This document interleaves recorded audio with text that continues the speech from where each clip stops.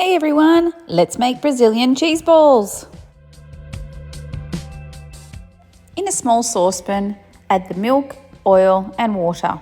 On your stovetop, bring it to a simmer. Try not to let it boil. In a large mixing bowl, add the tapioca flour and the salt. Mix it well to combine and then pour in the milk mixture. Using a spatula or wooden spoon, mix the milk and the flour together to a shaggy dough.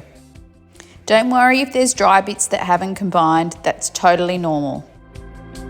Just let it stand and cool on your bench top for about 20 minutes.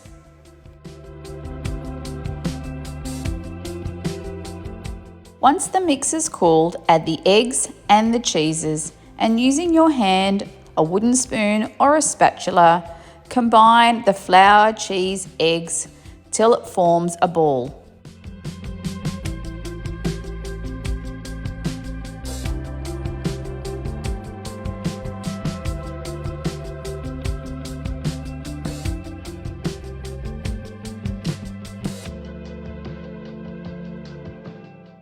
Okay, now it's time to roll your cheese balls. I like to weigh mine at 30 grams each ball. Place them on a lined baking tray about 4 centimetres apart. Bake them in your preheated oven to 200 degrees for about 15 minutes on the convection setting, not the fan forced setting. Remove them from the oven when they're cooked and allow them to stand and cool on your bench top. All right, here they are out of the oven. A delicious cheese ball. Look at that. It smells bready.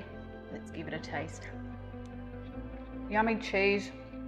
It's stretchy. It's chewy. It's cheesy. It's umami. It's got it all. This would be awesome. Surprise your friends and put it on a cheese platter. Also awesome with jam, Vegemite, peanut butter, bit of pesto, add a bit of garlic. I really hope you give this one a go and I really hope you enjoy.